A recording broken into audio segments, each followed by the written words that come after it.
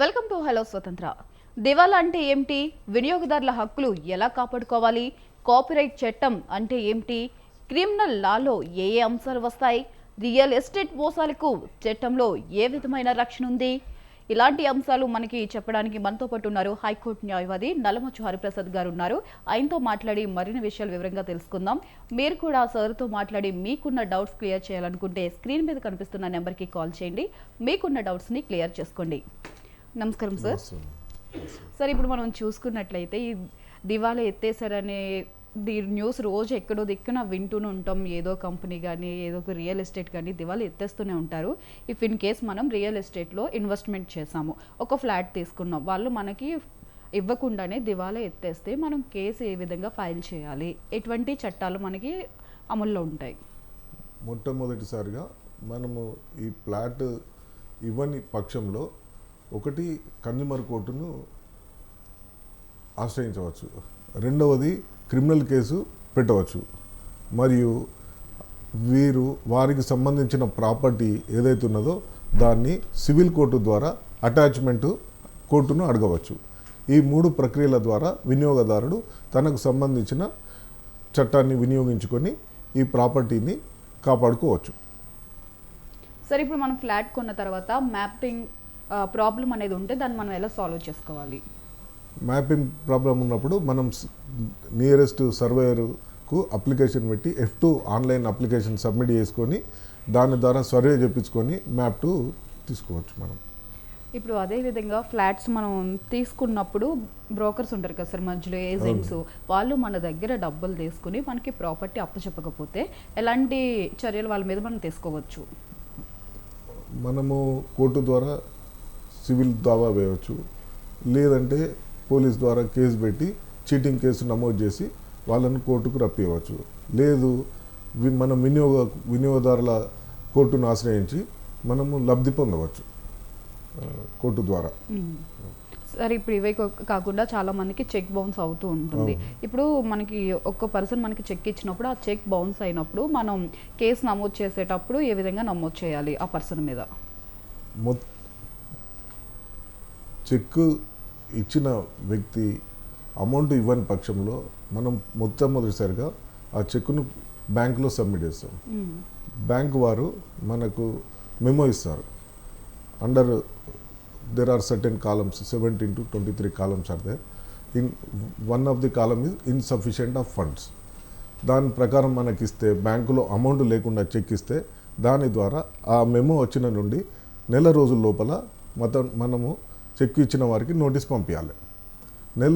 ఆ నోటీసు ముట్టిన నుండి అతను అమౌంట్ ఇవ్వని పక్షంలో 45 రోజుల లోపల మనము కోర్టు ద్వారా ఆ కేసును సబ్మిట్ చేయాలి.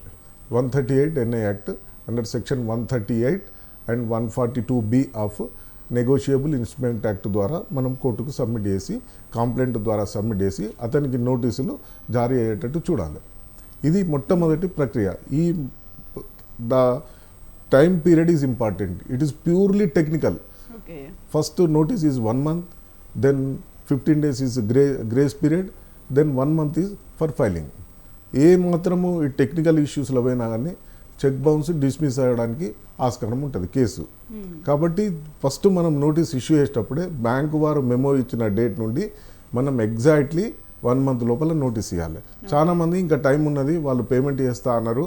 ఓకే, పేమెంట్ చేయనండి, కానీ మీరు ఈ లోపల బ్యాంకు మెమో ఇచ్చిన నాటి నుండి 1 month లోపల మీరు నోటీస్ ఇవ్వండి. నోటీస్ ఇచ్చిన నుండి 15 days వాళ్ళకు గ్రేస్ పీరియడ్ ఇవ్వండి. ఆ టైంలో కూడా ఇవ్వకపోతే అప్పుడు మీరు 1 month లోపల కేసు ఫైల్ చేయాలి. ఇది మొట్టమొదటి చెక్ బౌన్స్ కేసులో మినిమం కాషన్ ఇది తీసుకోవాలి. ఇప్పుడు అదేవిధంగా చాలామంది ఇప్పుడు జాబ్స్ చేస్తున్నారు కదా సార్, జాబ్ చేసే ప్లేస్లో మనకి శాలరీ ఇవ్వకుండా లేదా ఇలా చెక్ బౌన్స్ అయినా కానీ మనం వాళ్ళ మీద కేసు ఫైల్ చేసి మన శాలరీ మనకి బ్యాక్ తీసుకోవాలంటే మనం ఏం చేయాలి? Bank same procedure, you can initiate cheque bounce case, లేదంటే మనము లేబర్ కోర్టును ఆశ్రయించవచ్చు, లేదంటే మేనేజ్మెంట్కు నోటీస్ ఇచ్చి మనం సివిల్ కోర్టులో కూడా మన శాలరీ రాలేదని చెప్పి శాలరీ కొరకు మనం కేసు కూడా ఇవ్వచ్చు. సివిల్ కోర్టులో అయితే మనం శాలరీ మీద అమౌంట్ కట్టాల్సి వస్తుంది. లేబర్ కోర్టు కానీ ఈ క్రిమినల్ కేసు అయితే అమౌంట్ అవసరం లేదు, కోర్టుకు సంబంధించిన కోర్టు ఫీ అవసరం లేదు. మనము నామినల్గా కోర్టు ఫీజు సబ్మిట్ చేసి సివిల్ కోర్టు ద్వారా అయితే డబ్బులు కట్టాలి, క్రిమినల్ అయితే అవసరం లేదు. ఇంకొకటి చెక్ బౌన్స్ అయితే కూడా ఎక్కువ అమౌంట్ అవసరం లేదు. ఏ అమౌంట్ కట్టకుండానే చెక్ బౌన్స్కి కోర్స్ అడ్వకేట్ ఫీజ్ దేర్, కానీ కోర్టుకు కట్టాల్సిన అవసరం లేదు. ఓకే సార్, ఇప్పుడు చాలా కంపెనీస్ దివాలా తీస్తూ ఉంటాయి కదా సార్. దివాలా తీసినప్పుడు మన ఇన్వెస్ట్మెంట్ చేసిన అమౌంట్ మళ్ళీ మనం బ్యాక్ తెచ్చుకోవాలంటే ఏం చేయాలి? ఏ సెక్షన్ కింద కేసెస్ నమోదు చేయాలి ఆ పర్సన్ మీద? మనము దివాలా ప్రక్రియ స్టార్ట్ అయిన నుండి మనము ఎన్సిఎల్టీని కానీ లేకపోతే నియరెస్ట్ కోర్టు ద్వారా అతను ఉన్న వ్యక్తి సంబంధించిన జ్యూరిడిక్షన్ గల కోర్టును సంప్రదించి మనము పిటిషన్ ఫైల్ చేసి అతనికి సంబంధించిన ఆస్తులను అటాచ్మెంట్ అడగవచ్చు, లేదంటే అతన్ని సంబంధించిన ప్రాపర్టీస్ను అటాచ్మెంట్ అడగవచ్చు. ఇంకొకటి మనము దివాలా ప్రక్రియను స్టార్ట్ చేయమని అడగవచ్చు, లేదా కంపెనీ దివాలా ప్రక్రియను స్టార్ట్ చేయమని ఎన్సిఎల్టీని సంప్రదించవచ్చు. అప్పుడు వాళ్ళు సంప్రదించినప్పుడు మనం ఆ పిటిషన్లో మన పేరు ఉన్నదా లేదా చూసుకోవాలి, లేదంటే మనము అందులో ఇంప్లీడ్ కావాల్సి వస్తుంది. ఇంప్లీడ్ అయ్యి మనకు రావాల్సిన అమౌంట్ క్లెయిమ్ పిటిషన్ వేసి మనకు రావాల్సిన అమౌంట్ను వాళ్ళు ఎప్పుడైతే దివాలా ప్రక్రియ స్టార్ట్ చేసి ఈ లిక్విడేటర్ని అపాయింట్ చేసి ఈ యాక్షన్ ద్వారా వచ్చిన అమౌంట్ను రిమైనింగ్ క్రెడిటర్స్కి ఇస్తారు. ఇటువంటి ప్రక్రియ ద్వారా మనం కోర్టుకు సంబంధించి ఎన్సిఎల్టీ కానీ నియరెస్ట్ కోర్టుకు సంబంధించి వినియోగదారు ఈ కక్షిదారులు వాళ్ళ అమౌంట్ను రాబట్టుకోవచ్చు. ఇప్పుడు ఒక్కసారి దివాలా తీసేసిన పర్సన్ మళ్ళీ ఇంకొకసారి కంపెనీ పెట్టొచ్చా సార్? ఛాన్స్ ఉందా మళ్ళీ పెట్టడానికి? అంటే దివాలా డిక్లేర్ చేస్తే అతనికి రావాల్సిన కాన్స్టిట్యూషనల్ రైట్స్ అనేటివి ఉండవు. జనరల్గా చాలా కేసులలో లాస్ట్ ఫైనల్ స్టేజ్ దివాలాదారుడు అని డిక్లేర్ చేయరు. చేయకముందే ఈ ప్రాసెస్ అంతా అయిపోతుంది. ఒకసారి దివాలాదారుడు అని డిక్లేర్ చేసిన తర్వాత అతనికి ఓటు హక్కు, తర్వాత కాన్స్టిట్యూషనల్ ప్రొవైడ్ చేసే హక్కులు రావు. కాబట్టి ఈ ప్రక్రియ కంప్లీట్ అయ్యే లోపలనే చాలా మందికి తెలియని విషయం ఏంటంటే ఈ దివాలాదారు అని కంప్లీట్ కాకముందే వీళ్ళ మ్యాటర్స్ సెటిల్ అయిపోతాయి. ఓకే, వాళ్ళకి సంబంధించిన ఆస్తులు కోర్టు యాక్షన్ చేసి రిమైనింగ్ క్రెడిటార్స్కి అందరికి ఇవ్వడము, లేకపోతే కాంప్రమైజ్ కావడము, లేకపోతే సగం మంది రాకపోవడము కోర్టుకు. వాళ్ళకి రావాల్సిన సహజమైన హక్కులను వాళ్ళు వాడుకోరు. వాళ్ళు కోర్టుకు రాకుండానే కాంప్రమైజ్ లేకపోతే విడిచిపెట్టడం జరుగుతుంది చాలా కేసులలో. ఓకే, ఇప్పుడు మీరు చెప్పారు కదా సార్, ఆస్తులు జప్తు చేసుకోవచ్చు అని చెప్పేసి డిక్లేర్ చేసుకోవచ్చు అని. ఇప్పుడు దివాలా తీసిన పర్సన్ మీద ఆస్తి లేకుండా వాళ్ళ ఫ్యామిలీలో వైఫ్ కానీ మదర్ పేరు మీద కానీ ఉన్నా కానీ అవి కూడా అటాచ్ చేస్తారు మనకి? అవి కూడా అటాచ్ చేస్తారు. దివాలా ప్రక్రియ స్టార్ట్ చేసే నాటికి 2 years ముందు ఏదైతే ట్రాన్సాక్షన్స్ జరిగినాయో అవన్నీ court null and wide declare చేయొచ్చు. కోర్టుకు అధికారం ఉంది. 2 years ముందు ఏదైతే ట్రాన్సాక్షన్స్ అయినాయో అవన్నీ నల్ అండ్ వైడ్ అవుతాయి. వాళ్ళవి కూడా ప్రాపర్టీస్ మనం చూపెట్టాలి, ఇది ఇతని ఆస్తి ద్వారానే వాళ్ళు కొన్నారు, లేకపోతే ఇతని ఆస్తి ద్వారానే వాళ్ళకు సంక్రమించింది అని చెప్పి మనం చూపెట్టాలి. లేదు వాళ్ళ భార్యకు సంబంధించింది వాళ్ళ మదర్ పసుపు కుంకుమ ఇచ్చింది, లేకపోతే వాళ్ళ అమ్మకి వచ్చింది వాళ్ళది, అటువంటి ఆస్తులను మనం జప్తు చేయరాదు. ఓకే సార్, మీతో మాట్లాడడానికి కాలర్ వెయిట్ చేస్తున్నారు, కాల్ తీసుకుందాం. హలో హలో, నమస్తే అండి, మీ పేరు? నా పేరు విజయ్ అండి. ఓకే, ఎక్కడి నుంచి కాల్ చేస్తున్నారు సతీష్ గారు? నల్గొండ. ఓకే సార్, మనతో పాటు ఉన్నారు, మాట్లాడి మీ డౌట్ ఏంటో క్లియర్ చేసుకోండి. దానికి నమస్కారం అండి. నమస్కారం. ఇప్పుడు మేము ఒక కంపెనీలో ఇన్వెస్ట్ చేసామండి. ఆ కంపెనీ మధ్యలో మూసేశారు. వాళ్ళు ఇది సమాధానం చెప్పరు, అమౌంట్ గురించి మాట్లాడరు. వాటి నుంచి ఎలా రికవర్ చేసుకుంటే ఏం చేయాలి ఒకసారి? అంటే వాళ్ళు ఇచ్చిన రిసీట్స్ ఉన్నాయి కానీ మీ వాయిస్ క్లియర్గా రావట్లేదండి. చిట్ ఫండ్ కంపెనీ అండి. చిట్ ఫండ్ కంపెనీలో మేము చిట్ కట్టాము. మధ్యలో వాళ్ళ కంపెనీ క్లోజ్ చేశారు. ఓకే, దానికి ఏం చేయాలి ఇప్పుడు? మనం ఆ కంపెనీ క్లోజ్ చేశారు, వాళ్ళు అడిగితే ఫోన్ ఎత్తారు, మాట్లాడరు. అసలు మనం వాటి ఎలా మన అమౌంట్ ఎలా తెచ్చుకోవాలి ఒకసారి ఇస్తారా? మీరు ఆ చిట్ ఫండ్కు సంబంధించిన ఆస్తులు ఏమన్నా ఉన్నాయో మీరు ప్రాథమికంగా దర్యాప్తు చేశారా? అదేం తెలియదండి. కంపెనీ పెట్టారు, బాగుందని చెప్పి ప్రచారం చూసిస్తారు అని చెప్పి లోకల్ కంపెనీ అందుబాటులో ఉందనుకుని పెట్టాము అనమాట. మీరు అది చిట్ రిజిస్ట్రార్ను సంప్రదించి మీరు ఒక దరఖాస్తు చిట్ రిజిస్ట్రార్కి ఇవ్వగలరు. నాకు ఈ చిట్ అమౌంట్ రావాలి, దీనికి చిట్ అమౌంట్ అది ప్రైవేట్ చిట్టా, చిట్ ఫండ్ రిజిస్టర్డ్ చిట్టా? అంటే చిట్ ఫండ్ కంపెనీ ఉంది కదా, ఆఫీస్ కంపెనీ ఉంది కదా, అవన్నీ అనుకున్నాం. ఇంకా అయితే మీరు చిట్ రిజిస్టార్ను సంప్రదించి, మీరు ఒక అప్లికేషన్ ద్వారా చిట్ రిజిస్టార్ను సంప్రదించి, నాకు ఈ చిట్ ఫండ్ మూసివేయబడినది, నాకు ఈ చిట్టి ద్వారా అమౌంట్ రావాలి, మీరు అతనికి సంబంధించిన ప్రాపర్టీస్ను లేకపోతే అతనికి సంబంధించిన డిపాజిట్స్ను ఆపు చేయగలరని మీరు ఒక అప్లికేషన్ ఇవ్వండి. చిట్ అది 3 నెలలు అయిపోయింది వాళ్ళు, ఇంకా ఏం చేయాలో చూస్తున్నాం మనం. ఇచ్చారా మీరు అప్లికేషన్? అప్లికేషన్ ఏం తెలియదు, ఇంకా కంపెనీ మూస్తారు, వాళ్ళేమో ఫోన్ తీయటం తెలిసిన అతనే కదా అని పెట్టాము. మీరు అతను ఫోన్ తీయడం మానేశాడు. ఇది ఇప్పుడు 3 నెలలు అయిపోయింది. మనం ఇక్కడ సమాచారం ఏదైతే ఎలా తెచ్చుకోవచ్చు? ఇప్పుడు ఇలా ఉంటారా లేకపోతే హైదరాబాద్ వాళ్ళు ఉంటారా? ఇప్పుడు మీరున్న ఈ చిట్ ఫండ్ కంపెనీ ఏ ఏరియా, మీరు ఎక్కడ ఉంటారు? నల్గొండ. మీరు నల్గొండ చిట్ రిజిస్టార్ని కలవండి. నల్గొండ సంబంధించిన రిజిస్టార్ ఆఫీస్ ఉంటుంది కదా, అందులో చిట్ రిజిస్టార్ మనం ఈ సబ్ చిట్ రిజిస్టార్ వేరే ఉంటారండి? లేదు, సబ్ రిజిస్టారే చిట్ రిజిస్టార్. ఇప్పుడు డాక్యుమెంట్ రిజిస్ట్రేషన్ అవుతుంది కదా, అదే ఆఫీసులో చిట్ రిజిస్టారే ఉంటాడు. మీరు అతన్ని కలిసి మీరు అప్లికేషన్ ఇవ్వండి, తర్వాత డిస్ట్రిక్ట్ రిజిస్టార్ కూడా కాపీ ఒకటి సబ్మిట్ చేయండి. వాళ్ళకు ఆ చిట్ ఫండ్కి సంబంధించిన అమౌంట్ మొత్తం వాళ్ళు ఆపే అధికారము వారికి ఉంటుంది సెంట్రల్ చిట్ ఫండ్ యాక్ట్ ప్రకారం. మీరు చిట్ నంబరు, చిట్ అమౌంట్, మీకు రావాల్సిన అమౌంట్ మొత్తం రాసి ఇవ్వండి. డెఫినెట్గా మీకు రావాల్సిన అమౌంట్ చిట్ రిజిస్టార్ గారు రాబట్టి మీకు ఇవ్వగలుగుతారు. Thank you. సార్, ఇప్పుడు చాలా మంది చిట్ ఫండ్స్లో ఇన్వెస్ట్ చేసి చాలా మంది మోసపోతూ ఉంటున్నారు. అసలు ఈ చిట్ ఫండ్స్లో మనీ పెట్టడం అనేది కరెక్టేనా? ఒకవేళ పెడితే ఎలాంటి జాగ్రత్తలు తీసుకోవాలి? ఇది మంచి క్వశ్చన్ అమ్మా. ఫస్ట్ అది రిజిస్టర్డ్ చిట్టా అన్రిజిస్టర్డ్ చిట్టా మనం కన్ఫర్మ్ చేసుకోవాలి. అన్రిజిస్టర్డ్ చిట్ అయితే అందులో జాయిన్ కావద్దు. అన్రిజిస్టర్డ్ చిట్ గవర్నమెంట్ యాక్సెప్ట్ చేయదు. తర్వాత వారు ఏదైనా మోసానికి పాల్పడ్డా కూడా మనము ఎటువంటి చర్యలు తీసుకోవడానికి ఆస్కారం ఉండదు. అదే రిజిస్టర్డ్ చిట్ ఫండ్ అయితే మనం నమ్మొచ్చు. వాళ్ళు ఎవ్రీ చిట్ ఫండ్కు అంటే ఎవ్రీ చిట్టుకు వాళ్ళు సర్టెన్ అమౌంట్ చిట్ రిజిస్టార్ దగ్గర డిపాజిట్ చేస్తారు. ఇవ్వని పక్షంలో చిట్ రిజిస్టార్ గారు ఆ అమౌంట్ను రిమైనింగ్ చిట్ మెంబర్లకు ఇవ్వగలుగుతారు.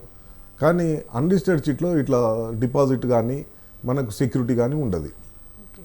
అందుకనే వినియోగదారులు ఎవరైనా కానీ రిజిస్టర్డ్ చిట్నే ఎంచుకోవాలి.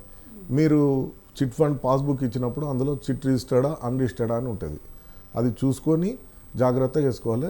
రిజిస్టర్డ్ చిట్ అయితే డబ్బులకు పోవడానికి ఆస్కారం ఉండదు, చాలా వరకు సేఫ్ ఉంటుంది. ఓకే సార్, ఒకవేళ ఇన్ కేసు రిజిస్టర్లో కూడా మనకి ఒకవేళ చిట్ ఫండ్స్లో చిట్స్ పోతే అప్పుడు మనకి గవర్నమెంట్ పే చేస్తుందా సార్?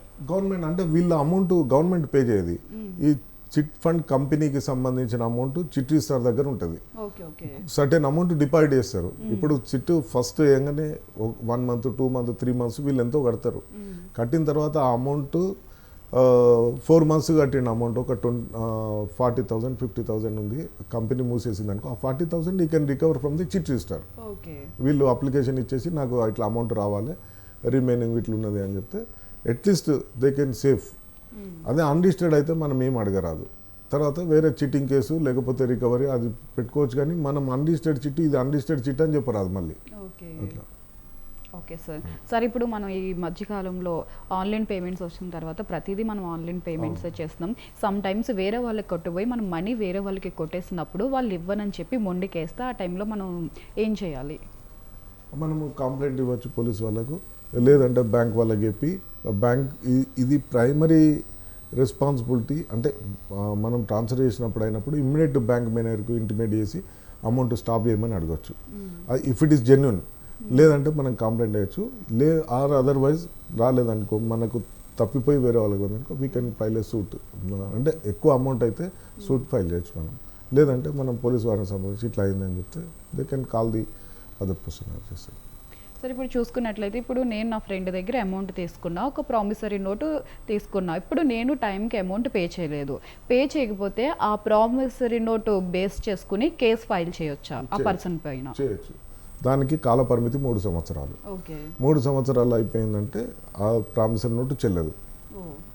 వితిన్ 3 yearsలో నోటీస్ ద్వారా కానీ నోటీస్ ఇవ్వకుండా కూడా మనం డైరెక్ట్ రికవరీ ఆఫ్ మనీ కింద కోర్టు ఫీ కట్టి మనం కేసు ఫైల్ చేయాలి అట్లా.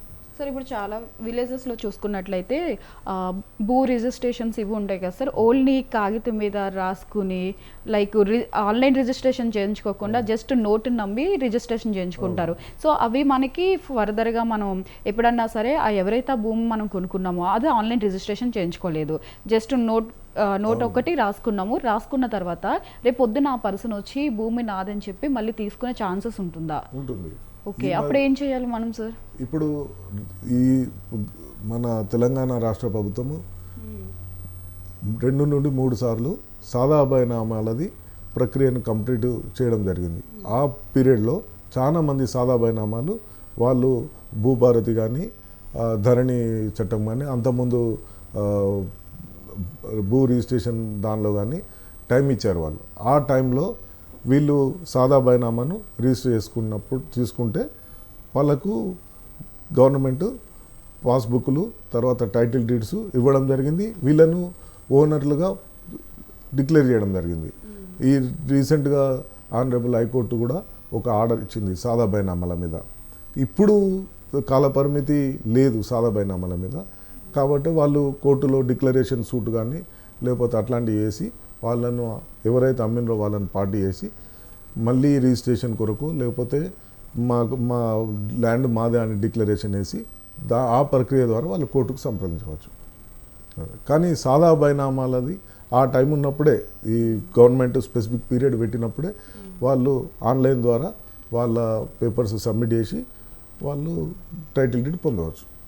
సరే, ఇప్పుడు మనం చూసుకున్నట్లయితే మేజర్ సిటీస్లోని ఇప్పుడు మనకు తెలియక ఒక ల్యాండ్ కొంటాం, అదేమో ఒక కబ్జాలో ఉంటుంది. సో ఇటు మనకి ల్యాండ్ రాదు, మన అమౌంట్ నష్టపోతాం. అలాంటి టైంలో మనం ఏం చేయాలి?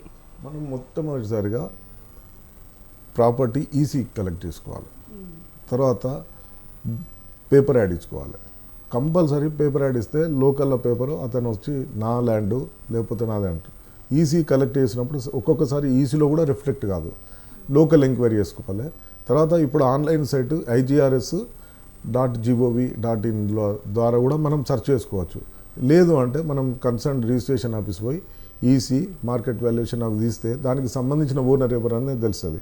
అట్లా కూడా మనకు తెలియనప్పుడు కొన్ని వాళ్ళు ఇవన్నీ కనబడకుండా ఓనర్స్ ఉండరు, ఓపెన్ ల్యాండ్ అని మనం చూసాం, కొన్న తర్వాత వాళ్ళు వస్తారు. అట్లాంటప్పుడు the buyer must be beware. So ఈ has to give a paper notification ఇచ్చి అడ్వకేట్ ద్వారా కానీ లేదా వారు కూడా స్వయంగా ఇచ్చేసి మేము ప్రాపర్టీ కొంటున్నాం, ఎవరికైనా ఆబ్జెక్షన్స్ ఉన్నాయి 15 రోజుల లోపల మీరు తెలుపగలరని చెప్తే ఆ ఓనర్ కానీ లేకపోతే వాళ్ళకి సంబంధించిన వ్యక్తులు కానీ వచ్చి మనకు ఆబ్జెక్ట్ చేస్తారు. ఎవరు లేదంటే అప్పుడు మనం వీ కెన్ ప్రొసీడ్. అంటే ఈ స్టెప్స్ తీసుకోకుండా మనం నాకు తెలియదు నేను బోనాఫైడ్ పర్చేసర్ను, నేను పైసలు ఇచ్చాను అని చెప్తే తర్వాత చాలా కష్టమవుతుంది. ఇవన్నీ కాషన్స్ తీసుకున్నాక మనము నేను బోనాఫైడ్ పర్చేసర్ను నాకు ఇట్లా అయిందని చెప్తే మనకు రేపు కోర్టు ద్వారా రిలీఫ్ దొరికే ఛాన్స్ ఉంటుంది. సరే, ఇప్పుడు మన భూమిలో కనుక గవర్నమెంట్ ప్రాజెక్టులు ఏమన్నా పెట్టినా కానీ మన పర్మిషన్ తీసుకోకుండా లేకపోతే నష్టపరిహారం మనకి ఏమి చెల్లించకుండా మనకి భూమిలో ఒక ప్రాజెక్ట్ కట్టేశారంటే దాని మీద మనం కేసు ఫైల్ చేసే అవకాశం ఉంటుందా? చేయొచ్చు. ఓకే. ఏ గవర్నమెంట్ ఏ ప్రాపర్టీని కూడా తీసుకున్నప్పుడు కంపల్సరీ 2013 యాక్ట్ ప్రకారము నోటీసు డ్యూ ప్రాసెస్ ఇచ్చి ల్యాండ్ని అక్వైర్ చేసుకోవాలి. దేని నిమిత్తము ల్యాండ్ అవసరం ఉంది, ఎందుకు వాళ్ళు తీసుకుంటున్నారు, ఆ ప్రాజెక్టు దేని కొరకు అది చేసి దానికి సంబంధించిన పేపర్ నోటిఫికేషన్ దానికి స్టెప్స్ ఉన్నాయి. ఆ స్టెప్స్ ప్రకారం గవర్నమెంట్ నోటిఫికేషన్ ఇచ్చి పాతది 41 నోటిఫికేషన్ ఉంది, ఇప్పుడు కొత్తది RR యాక్ట్ కింద ఇచ్చేసి అప్పుడు ల్యాండ్ తీసుకోవాలి. ఒకవేళ తీసుకోని పక్షంలో మనం గౌరవనీయులైన ఉన్నత న్యాయస్థానాన్ని సంప్రదించి మనం ఆ ప్రాసెస్ చేయకుండా నా ల్యాండ్ను గవర్నమెంట్ తీసుకోరాదని మనం కోర్టు ద్వారా లబ్ధి పొందొచ్చు మనం. రైట్ సార్, నాకు ఒక డౌట్ సార్. ఇప్పుడు అమరావతిలో ఇంతకుముందు అమరావతికి రైతులు ఎవరైతే భూములు ఇచ్చారో అప్పుడు ఒక ప్రైస్కి ఇచ్చారు. ఇప్పుడు కొత్తగా ఇంకా ల్యాండ్ తీసుకుంటున్నప్పుడు ఇప్పుడు వేరే ప్రైస్ పెరిగింది కాబట్టి వేరే ప్రైస్ ఇస్తుంటే పాత రైతులందరూ కూడా ఇప్పుడు ఏదైతే అమౌంట్ ఇస్తున్నారో అది మాకు కావాలని అంటున్నారు. ఇప్పుడు అది సాధ్యమవుద్దా వాళ్ళకి అది ఇవ్వడానికి? ఇది కొంచెం సుప్రీంకోర్టులో పెండింగ్ ఉన్నది, డిస్కస్ చేయడం. కానీ ఆ అమరావతి కాకుండా ఎన్హాన్స్మెంట్ కొరకు ల్యాండ్ ఎన్హాన్స్మెంట్ కొరకు వాళ్ళు అడగడానికి ఛాన్స్ ఉంటుంది. మనం వేరే కేసులలో పాత ఎప్పుడో తీసుకున్న అమౌంట్ కాకుండా మాకు ఇప్పుడున్న ఎగ్జిస్టింగ్ రేటు ఇంత ఉన్నది అని చెప్పి మనం కొత్తగా ఇప్పుడు LARR కోర్టు వచ్చింది. దానిని సంప్రదించి అంటే టోటల్ తెలంగాణ స్టేటు ఏ స్టేట్కి ఆ స్టేటు ల్యాండ్ అక్విజిషన్ అండ్ రీహాబిలిటేషన్ రిసెటిల్మెంట్ అనే కోర్టు ఉన్నది. అందులో మనం సంప్రదించి మాకు ఇప్పుడున్న ఎగ్జిస్టింగ్ మార్కెట్ వాల్యూని ఇవ్వగలరు అని చెప్పి మనం ఆశ్రయించవచ్చు కోర్టుని. ఓకే సార్ ఇప్పుడు మనం చూసుకున్నట్లయితే చాలామంది మనం వెహికల్స్ వేసుకుని బైక్ మీద గట్ట వెళ్తుంటాం. బైక్ మీద గట్ట వెళ్ళినప్పుడు సడన్గా పోలీసులు ఆపేసి మన కీస్ తీసేసుకుంటున్నారు. సో అలా తీసుకోవడం కరెక్టేనా సార్? తీసుకోవడం కరెక్ట్ కాదు. కాకపోతే మన primary duty we have to show all the documents to the police. At least ఇప్పుడు మనకు ఫిజికల్ లేకున్నా కానీ గవర్నమెంట్ ఏం చేసింది ఈ మధ్యన you can show the through phone, అట్లా చూపించాలి. ఇంకొకటి వాళ్ళు ఎప్పుడు అంటే పెండింగ్ చాలాన్స్ ఉన్నప్పుడు మాత్రమే వాళ్ళు కీ తీసుకుంటారు. మనం పెండింగ్ చాలాన్స్ క్లియర్ చేసి వాళ్ళకి అమౌంట్ క్లియరెన్స్ రిసీట్ చూపిస్తే వాళ్ళు సీజ్ చేయడం కానీ కీస్ తీసుకోవడం కానీ అస్సలు చేయరు. ఎందుకంటే మనం పోయి ఇస్తామని చెప్తాము, అందరు ఇవ్వకపోవచ్చు. అందుకని ఏం చేస్తారంటే వాళ్ళ ప్రక్రియ ప్రకారం వాళ్ళు బండిని పక్కకు పెట్టి కీసు కన్సర్న్ ఆఫీసర్కి ఇచ్చేసి మీరు పేమెంట్ చేసుకొని రండి అని చెప్తారు. అందులో కీస్ అయితే ఏం తీసుకోరు, మీరు పేమెంట్ చేసుకొని వచ్చి బండి తీసుకెళ్ళండి అని చెప్తారు, అంతే. సార్ ఇప్పుడు పెండింగ్ చలనాస్ అన్నారు కదా, రీసెంట్గా రేవంత్ రెడ్డి గారు ఒక ప్రపోజల్ పెట్టారు. డైరెక్ట్ పెండింగ్ చలనాస్ ఏమన్నా ఉంటే బ్యాంక్ అకౌంట్ నుంచి కట్ చేయాలని చెప్పేసి, అది పాసిబుల్ అవుద్దా సార్? అది సాధ్యం కాదు. ఓకే, అది సాధ్యం కాదు. బండి ఎవరి పేరు మీద ఉన్నదో తెలియదు, ఎక్కడ పోయిందో తెలియదు, ఏ అకౌంట్ ఎవరికి ఉన్నదో తెలియదు. నా బండి వేరే అతను తీసుకుపోయి వైలేషన్స్ అన్నీ చేస్తే నా అకౌంట్లోకి వెళ్ళే అమౌంట్ వెళ్ళిపోతుంది. అది సాధ్యమయ్యే నిర్ణయం కాదు అని నేను అనుకుంటున్నాను మేడం. సార్ ఇప్పుడు చాలామంది భూమి రీసర్వే చేయించుకున్నప్పుడు భూమి కొలతలు కొలుస్తారు కదా సార్, అలాంటప్పుడు మన భూమిని వాళ్ళ భూమిలో ఆక్రమించుకున్నప్పుడు మనం ఏం చేయాలి? ఇది మేడం మనం ఫస్ట్ సర్వేయర్ను అపాయింట్ చేస్తాము. వాళ్ళు బౌండరీస్ ఫిక్స్ చేస్తారు. ఈ సర్వే నెంబర్ను ఇంత, ఈ సర్వే నెంబర్ని, అప్పుడు మనం ఆ బౌండరీస్ ఫిక్సింగ్ ప్రకారం చేసుకొని దాని ప్రకారం హద్దులు నిర్ణయించుకొని మన ల్యాండ్ను మనం తీసుకోవచ్చు. ఒకవేళ వాళ్ళు సర్వేయర్ చేసిన ప్రకారం వాళ్ళు ఇవ్వకపోతే మనం కన్సర్న్ కోర్టును సంప్రదించి మాకు సర్వేయర్ కొలిసిన ప్రకారము వాళ్ళు పంచులు కూడా ఉంటారు. సర్వేయర్ రిపోర్ట్ ఇచ్చేటప్పుడు పంచులు కూడా సంతకాలు పెడతారు. అవన్నీ పేపర్స్ తీసుకొని మనం నియరెస్ట్ వాళ్ళ కోర్టు ద్వారా మా ల్యాండ్ని మాకు ఇవ్వమని చెప్పి మనం కోర్టును ఆశ్రయించవచ్చు.